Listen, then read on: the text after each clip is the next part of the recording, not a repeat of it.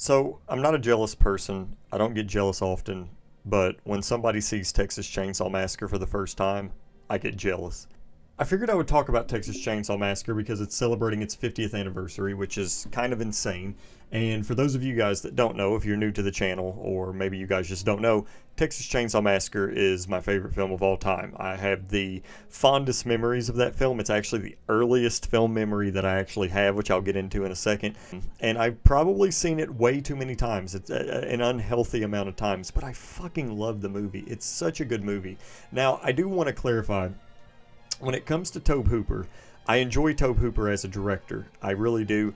But I'm not really a big fan of his other works. Like, I do like Eaten Alive, Poltergeist, whether or not you believe he directed it or not. But Texas Chainsaw Massacre is just, or Texas Chainsaw Massacre 2, which I enjoyed that film as well. But the original Texas Chainsaw Massacre is just not only something special for his filmography, and it's not only something special for the audience, the viewers, but it's just something special within cinema. It's, which I feel so pretentious saying that, within cinema. But every time that I watch Texas Chainsaw, and this is how I knew that it was my favorite film ever made, is Mark Kermode. He's my favorite movie critic ever, and he said his favorite film was The Exorcist. And the reason why was because every time that he watched that film, it was like watching a completely different movie. And that's how I feel with the Texas Chainsaw Massacre. Every single time I watch it, it feels like a different movie. It feels like a different experience. I've seen the movie on DVD. I've seen it on Blu-ray. I've seen it on 4K. I've seen it in theaters twice. I've seen it multiple times. But I really want to watch it on VHS and drive in.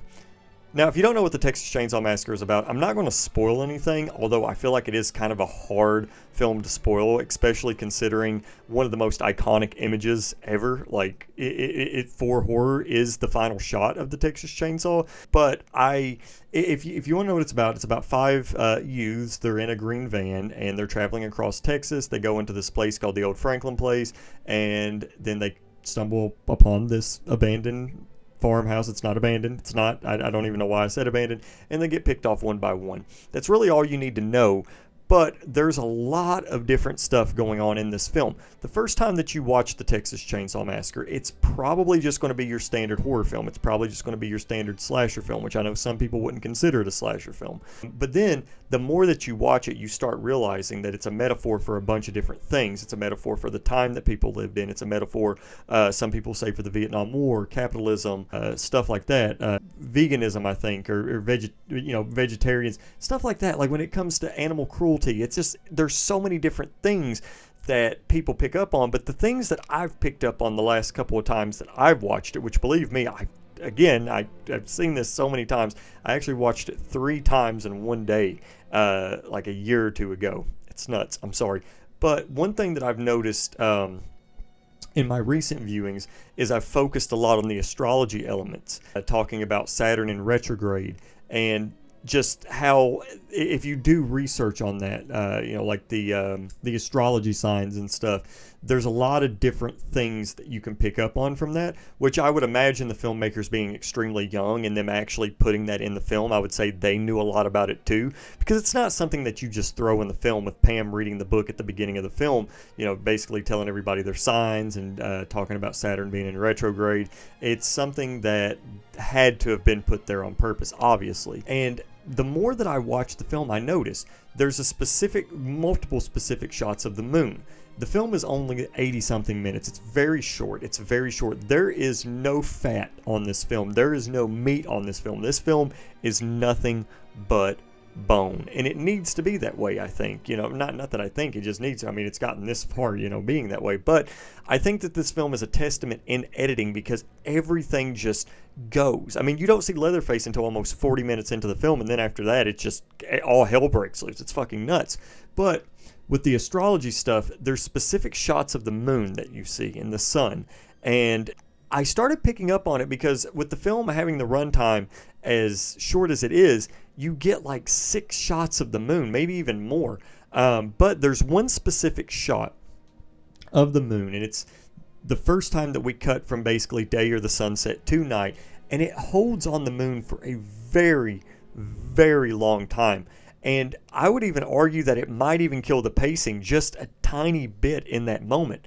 But the more that I watch it and the more that I see that shot, it feels like they're actually trying to tell us something. The filmmakers are trying to tell us something, which I do think harkens back to the astrology elements. I do think that the astrology elements they're front and center in the film. I think they take the film over. I think they take the narrative over. And I think more importantly, they take the characters over. I do think that that's sort of the reasoning of this film, just because of all the stuff that I've heard, all the analysis that I've listened to.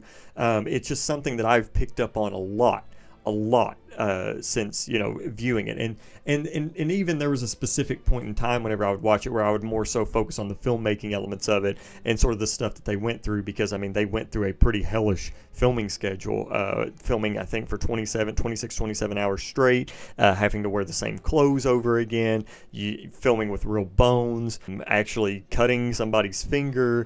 There was a lot of different things that was going on in the production, and for a little bit of time whenever I was watching the film, that's sort of what I focused on. So it kind of makes me excited because I know I'm going to watch this film again, obviously. My son, he's 3, he's not old enough to watch it yet, although I'm about to get into his age, watching it in a second, but I can't wait to actually show it to him one day, because I think that's probably going to be my most special moment watching the Texas Chainsaw Massacre. Now, the first time that I ever watched Texas Chainsaw Massacre, I was like 4 or 5, something like that. I was very, very young, and I remember the part where Kirk runs into the house and you see Leatherface raise up the mallet and just bring it down. That part of the film absolutely terrified me. It scared me. I mean, it got under my skin, and my mom had the DVD, and she actually hooked up the DVD player because I was very interested in it and I wanted to watch it again, and I was just terrified of that DVD.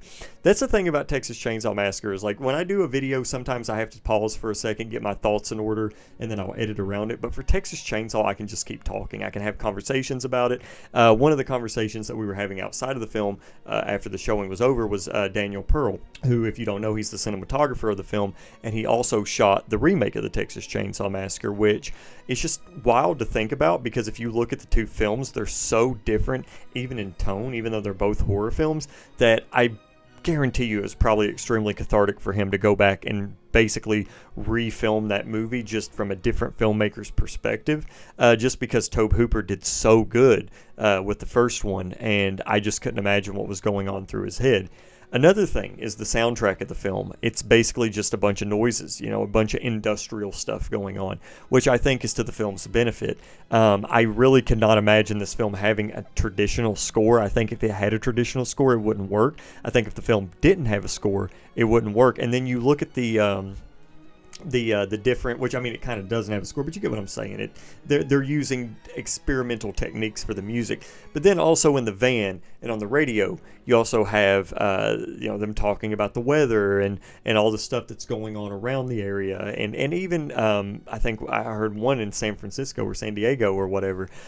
So you have that, and then you also have the I guess you could say indie music for the time, sort of the country music and stuff, just stuff like that play. It brings everything full circle, and it makes the film feel extremely visceral and real. I've heard a lot of people say that Sally, Jerry, Pam, Kirk, and Franklin, that they're all throwaway characters and they're just there to be killed. But I would even argue that every time that I watch the film, I seem to get to know them a little bit better. I always find something new to pick up on with those characters, with Pam with the astrology elements, and then you have Sally, who's very much so feels like a free spirit the more that I watch it, and then you have Franklin, who almost seems very upset with the situation that he's in, not only being disabled and in a wheelchair, but also just with the people that he's in. He sort of feels left out, and he sort of has sort of this toxic energy about him, but you really can't blame him. The first time you watch the film, you might find his character a bit annoying, but then on subsequent viewings,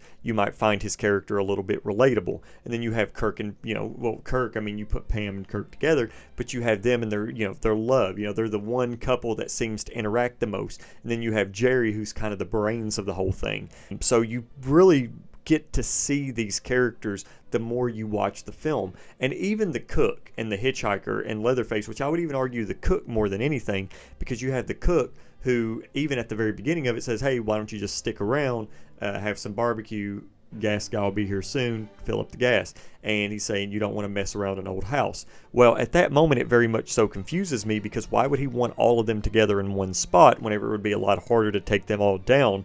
And why would he not want them to go to an old house, especially if it's a lot closer to his place to, for all the shabam to go on? You get what I'm saying? It's unique, and it makes me wonder what his character is about, because you think at that moment, if you're sort of evaluating it a little bit, you think that he might not want anything to happen to them, but then, you see how sinister he actually is and the way that he interacts with Sally in the truck, and then inside, he acts really crazy, he's very mean to the hitchhiker and Leatherface, but then after that, he sort of is sitting at the table and he's like, I'll have no part in this, don't torture the poor girl. So it almost shows that his character is not really that sure of himself. And then you have the grandpa, who doesn't really do much at first glance, but they sort of set this mystery and this whole backstory behind the grandpa, where he's the greatest slaughterhouse guy, I guess you could say, that's ever lived, and stuff like that. So there's a lot of interesting things going on in the film that you just have to pick up on, which I don't know if the filmmakers actually intended for that to go on, but whatever it is, it definitely worked. The last thing that I want to talk about with the film is just how simple it is. It is, like I said, it's bare bones. It is the absolute minimum that you could get. If this film came out today, it probably wouldn't work, but when it came out back then, it was a pretty big deal. And the reason why I'm bringing up how bare bones it is because I'm pretty sure the filmmakers probably assumed how bare bones it was themselves, and I don't think they were actually expecting how much traction and how much love the film was actually going to garner throughout its release, which I think is inspiring to all kinds of filmmakers out there, including myself, because sitting in the editing room is one of the hardest things, because as you're editing it, you see all these things that go wrong, but then at the end, you just kind of hope that it's all going to fit together. So just to have Texas Chainsaw, which I'm assuming, there's no telling what was going on in that room, and then it ended up the way that it is, it's very unique. It's very telling. It's probably the only film besides The Shining that has all these different things that you can pick up on, where I don't know if the filmmakers actually intended for it to be that way or not. It could just be a perfect storm, just like The Shining. I think people dig way too much into that film, and that's another film that I've seen a lot. But I feel like those are the great films because it's a happy accident. It's lightning in a bottle. It's a perfect storm, which was one moment in this film, which I'm very excited to talk about. One moment in this film that I did not notice, and I just noticed it today because somebody pointed it out to me, my buddy Kenny. Leatherface is wearing Pam's bracelet. And it's just these little things that I keep finding in this film. It just fucking makes me so happy. I love the Texas Chainsaw Massacre. Happy 50th anniversary. Guys, if you enjoyed this video, leave a thumbs up and maybe subscribe. It means the world to me. It'd make me very happy. If you guys want to check out my filmography, you can definitely do so. Check out my link tree down below. But anyway, guys, take it easy, and I'll see you next time.